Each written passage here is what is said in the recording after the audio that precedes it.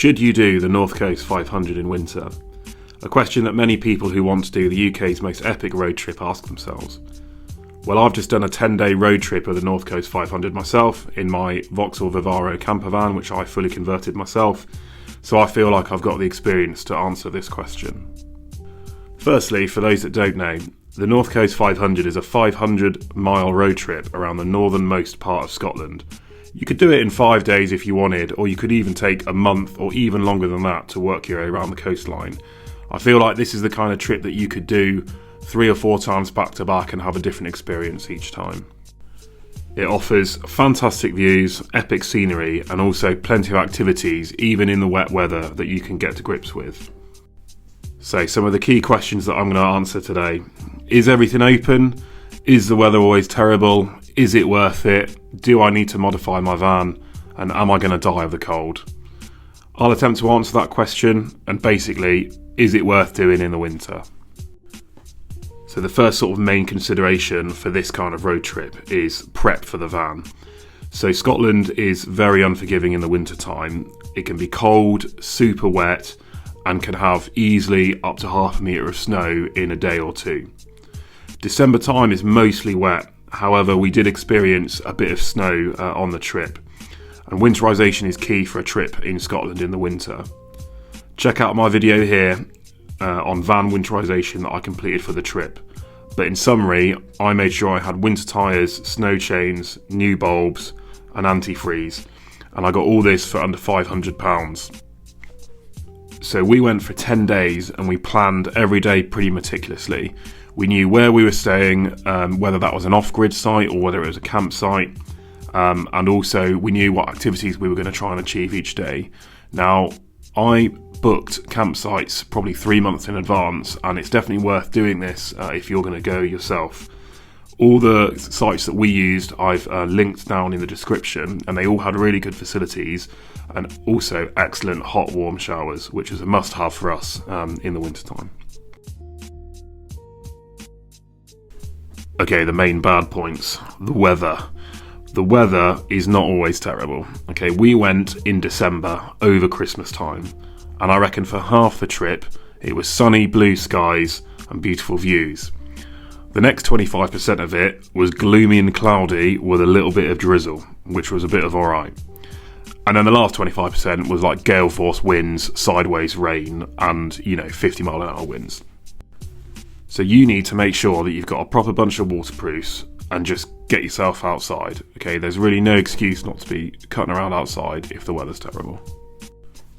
Your sort of personal admin for the trip needs to be absolutely on point. You can't live in a small van and not be able to dry your clothes, not be able to change efficiently and quickly, and get hot food on the go super quick. So for me, we made a couple of hooks on our van to make sure we had a drying rack for our diesel heater, and the diesel heater was absolutely lifesaver during this trip. We ran it sort of pretty much all the time. Breakdowns and problems. You're going to have some problems on your trip. In the same afternoon on this trip, we ran over large rocks in a car park, almost grounded the vehicle, bogged in on a grassy campsite, the exhaust fell off the diesel heater and was dragging along the road, and then one of the LED lights inside the van stopped working. All of this was nipped by the end of the day and it was all fixed, but just prepare yourself when you're going around the 10-day sort of road trip, or sort of however long you're going. The roads are terrible and it's winter in Scotland, so something's always going to go wrong, so make sure you've got plenty of tools with you to fix them. Parkups.